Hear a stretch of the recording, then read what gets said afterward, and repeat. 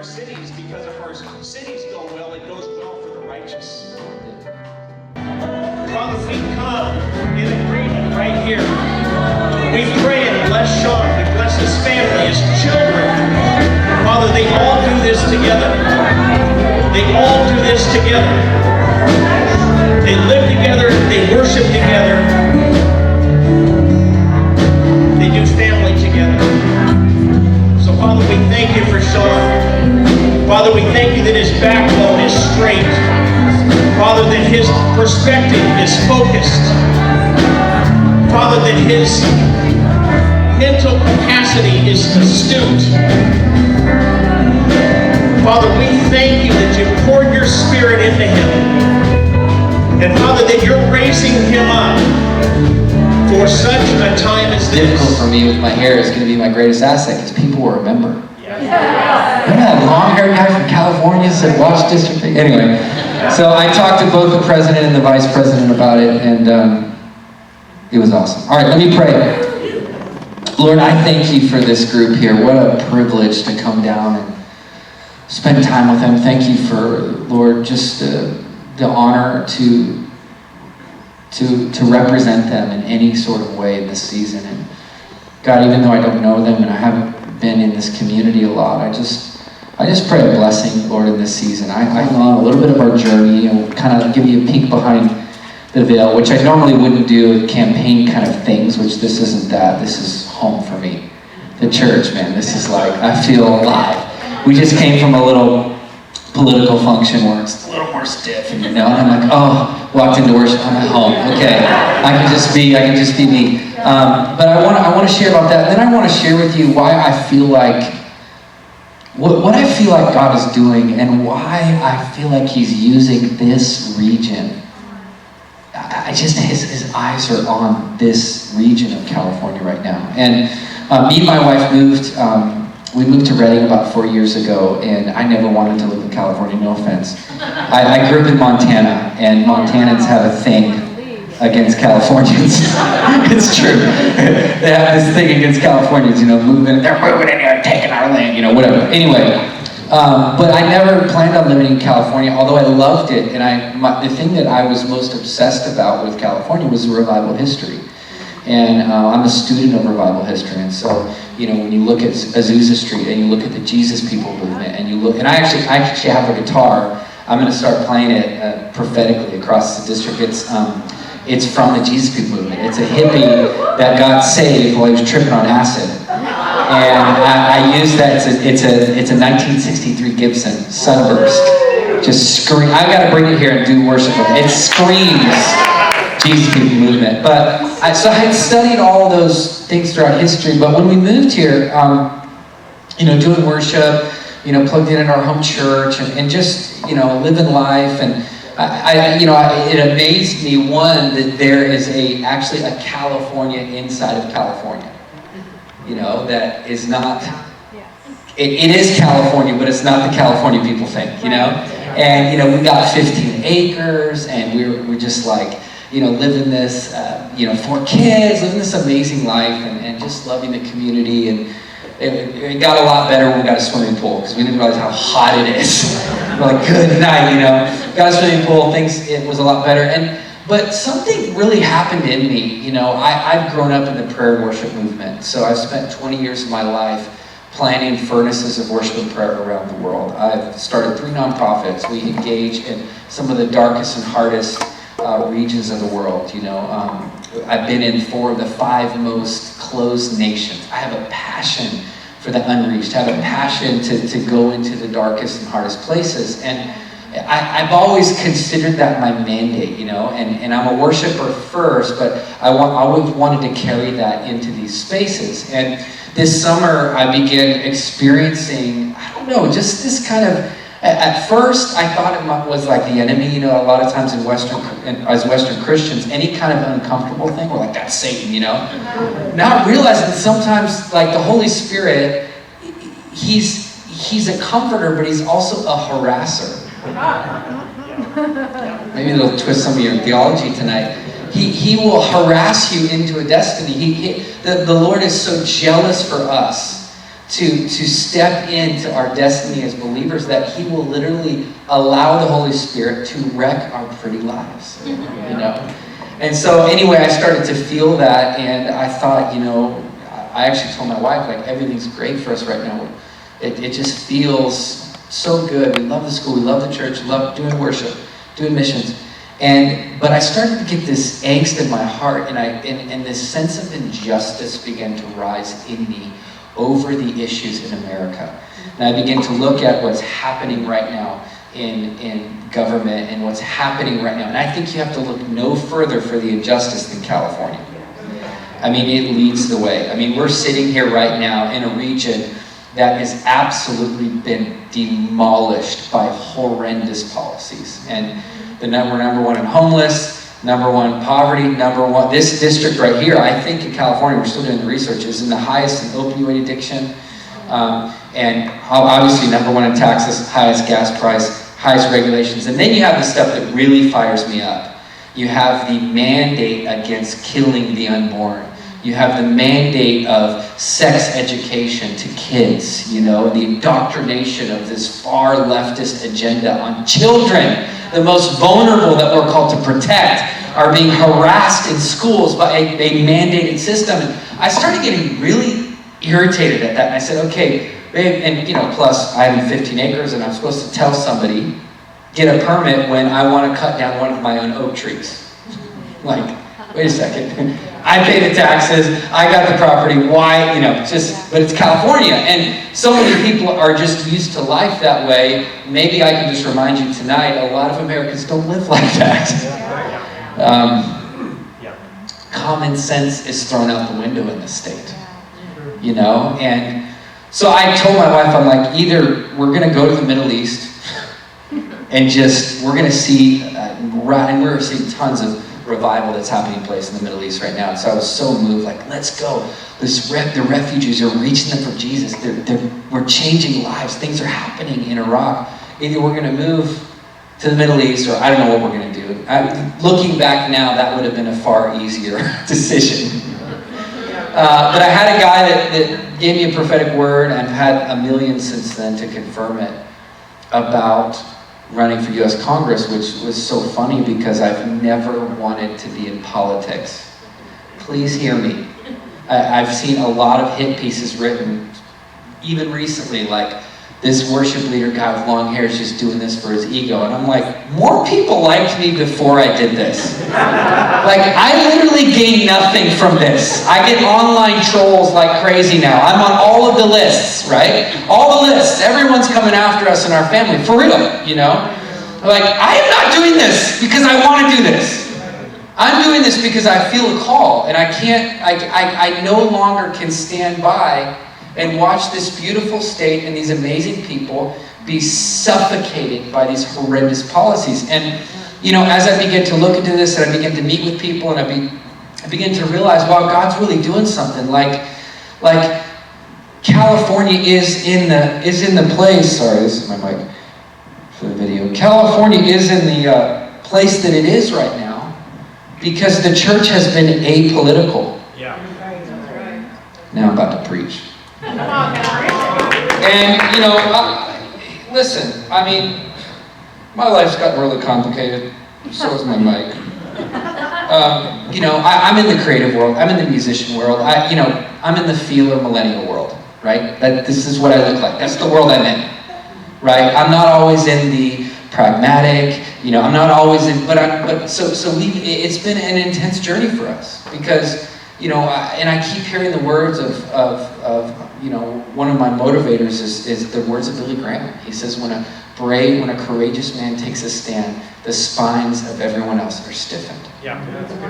And, you know, I was with 1,000 pastors in Anaheim, California, a couple days ago. And these 1,000 pastors, they were from all different denominations, all different races, all different ethnicities, it was the most random, eclectic group of people. And they stood up in unison and said, enough is enough over our state. Yeah. We're not tolerating it any longer. We are going to engage in the political system. It's like wild to me. And I gotta say, listen, I am repenting. First of all, I never knew any of the places I lived who my congressman was. You know, I only commented when I got on Twitter to rag on somebody or on Facebook or whatever. Like, I wasn't engaged in the process. Sure, I voted, but it wasn't like I was, I mean, these are people that are like, you talk about the government, or the mountains that he was discussing. Like, first of all, the believer's call is to all the mountains. Right? In Isaiah chapter 2, it says, all of the mountains become the mountain of the Lord. David was a farmer, he was in the army, and he was a king. And he carried the Davidic worshiping heart through all the seasons of his life, right? And I know it looks weird, and I think that this is one of the reasons why we're getting the press that we're getting, and, you know, Fox News is blasting out articles and everyone else, because who would have thought a long-haired worship leader that's a millennial would run in California, you know? So it's part of our story that we jokingly embrace, you know? And I was just with a bunch of farmers up in Glenn County that are still unsure because I have long hair, and I'm just, you know, I have to put them at ease. I'm all right, guys.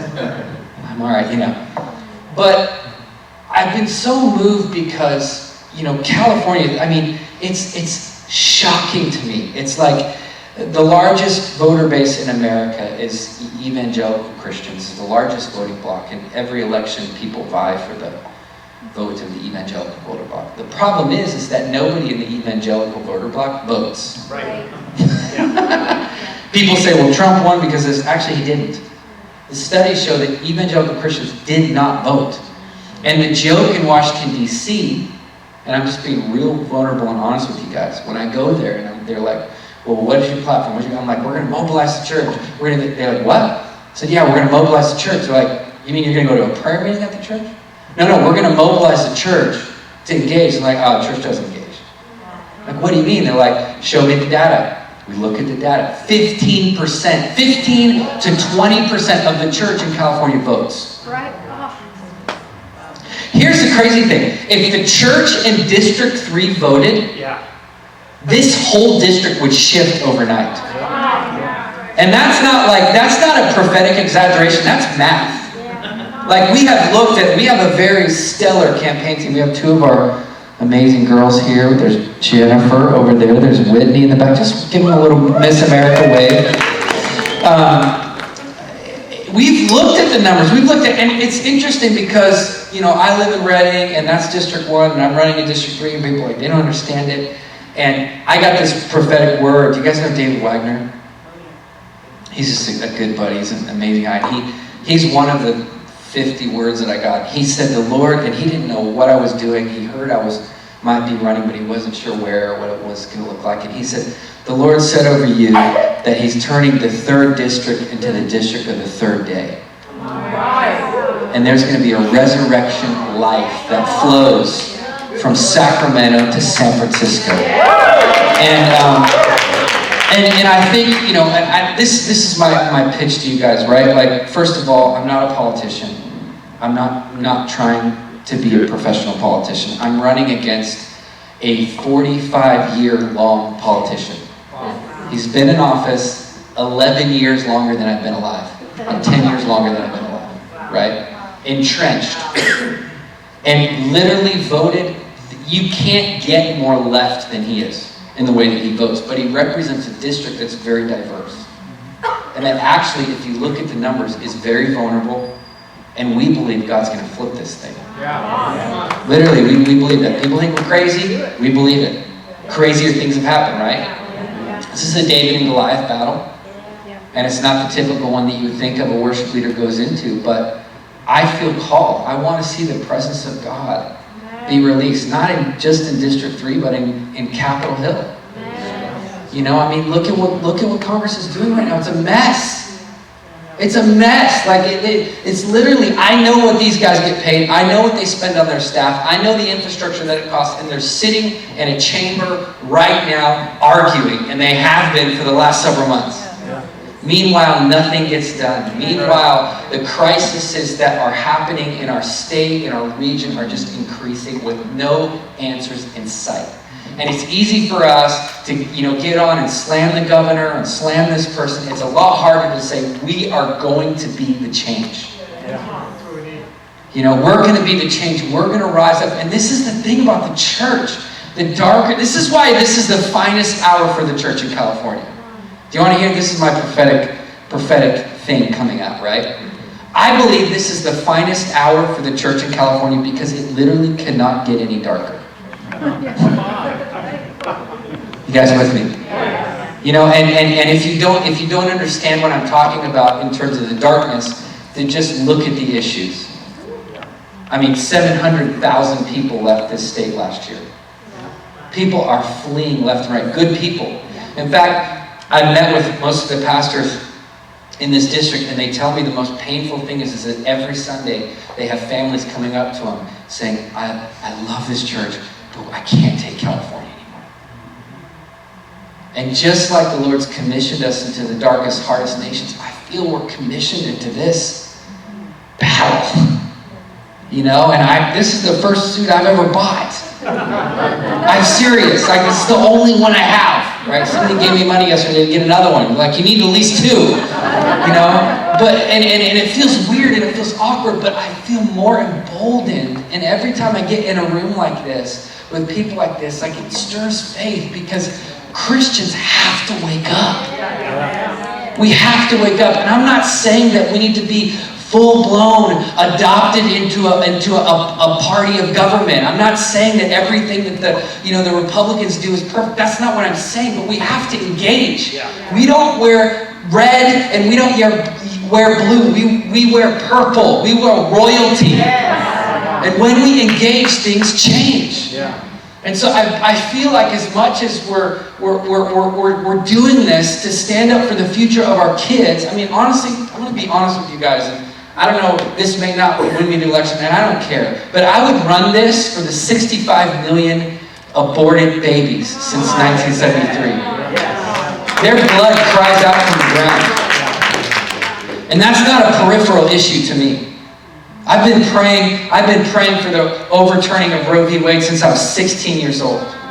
You know, that to me is a motivating issue. But that's one of a million that we're facing right now. And I tell people all the time, I'll tell you why this is a big deal, and this is why we hope to stir. You see the voter engagement in District 3, and over the last 10 years, it's just plummeted. Populations remain the same. People have just disengaged because they feel like there's no hope.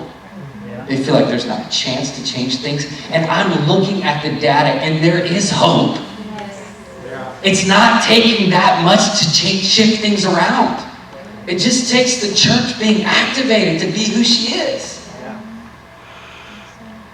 And I feel so moved, you know, and I've traveled across, you know, all these cities for years doing worship. And that's why we wanted to kick off this whole campaign thing. I just wanted to do a worship night in Andrews Park. And that's how we did it.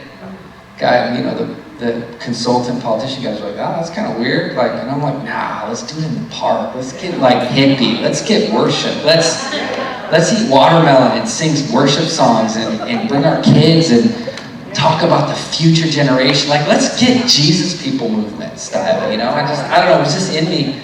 But I'm realizing, you know, the statement that so goes California, so goes the nation. And if you look at the trends in America, and whether that be the social trends, or whether that be the fashion trends, or whether that be business, whether it be wherever, you know, almost everything begins in California. And it moves across. And that's why this race is so significant. We're right next to the belly of the beast. Sacramento is the belly of the beast. Not to get all crazy end times, but to get end times. I mean, it is, and it's the city of the Sacramento. I mean, this, you know, District 3, for those of you guys that don't know the boundary lines, it wraps around the west side of Sacramento, Vacaville, Fairfield, and it goes all the way down to the bottom of Solano County, which is technically the Bay Area. This is a big deal. You know, not just in the eyes of California, but in the eyes of America. If we can take a stand, if we can stand for righteousness, if we can stand for the future of our kids, and I'm not asking much. I think tonight I would just say, can everyone first off just register to vote? And just start there. Just register to vote. It is your civic duty. He read the verses. We do not have the option, no matter how bad it gets, to disengage. We have to register to vote. We have to do our civic duty. And then, we would love the help. We would love people to help us volunteer. We did a volunteer day on Saturday. A big part of what we do is just prayer walk. I'm like, hey, if we're going to go door to door, let's pray and prophesy, and let's blast these neighborhoods, and let's ask God, let's tell people why we're doing this, but let's ask God for revival. I want to see a revival in California. I want to see a revival in government. I want to see the presence of God come. I want to see reconciliation between different classes and ethnicities. I mean, we're going for it, It's not just I'm putting on the suit and I'm trying to play the part. I'm trying to do my best, Learning all the issues, learning the things that I feel like are gonna win this race, the issues that are crushing people. But I just want believers to take a stand. And I think sometimes people's it's like, I wish I got, and here's the really vulnerable thing, I wish I got the prophetic word of the Lord I wish me personally got the word of the Lord that spoke to me that we were going to win. I didn't get that. Other people have got that for me, which I'm grateful. But I got the word of the Lord to be obedient and to run. Right? That's what I'm called to do. To stir people up, to stir the church up. We drove 2 hours and change down here just because we want to activate people. Right? And so I'm so grateful. And I know many of you guys are here in the business community. I have 3 nonprofits and I have a real estate company, and I understand. I almost quit doing business in California because it's so difficult. So difficult to win. So difficult to make money. It's so difficult to hire people and keep people. And it's just a very hard state to do business in. And that is it's unjust. And I think until we get that thing in our spirit, and what I've been experiencing lately, I'm like a really joyful person, just FYI. Super joyful, super optimistic.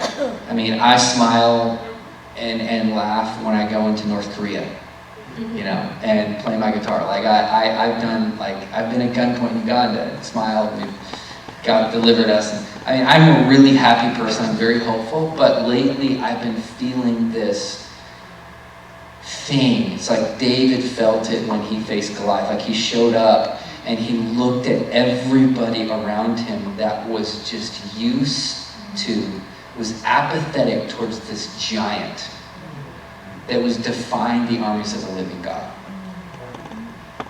And I'm not talking about people now. I could name politicians. I'm talking about principalities. Right? That's what I'm talking about. I'm talking about principalities and powers that want to thwart the destiny over this state and this region. And they're real. And at some point, and like he's saying, I love conferences, we do a ton. I love events and prayer meetings, we do a ton. We still do a ton. But at some point, you have to become the fulfillment of your prayers. Revival has to lead to reformation. We got to reform things. And so my hope is that I would get the honor to represent you guys in the halls of Congress. It would be a dream. And I would love for God to use a random worship leader to be able to come back to District 3 and visit these churches and be like, man, we are going for it at the government. And I think it would I know it's already in some sense sent shockwaves up and down the state, but it would send reverberation. If we could really rally the church. And I think, the Lord told me, when he told us to do this, I didn't have any team, I didn't have any campaign manager, which now we have an amazing one that just moved from Oklahoma. Just somebody we don't even deserve. He ran the governor's race in Oklahoma and won a year ago. He's a big strategist. He just moved his entire family here in Northern California. It's amazing, But I didn't have anybody. But the Lord said, the first thing I want you to do is to drive into District 3, take your kids out of school, drive into District 3, and meet all of the fathers of the faith. And so I called them all up. If I didn't know them, I got Dave's number here. And I was like, we're coming down. I'm taking my kids out of school. My wife's like, why are you taking our kids out of school? Just me in the car. I'm like, no, I want our families to meet these guys. Right? And I felt like the Lord said that the churches were going to be the key that unlocks the gates. Like the churches mobilized was going to be the key.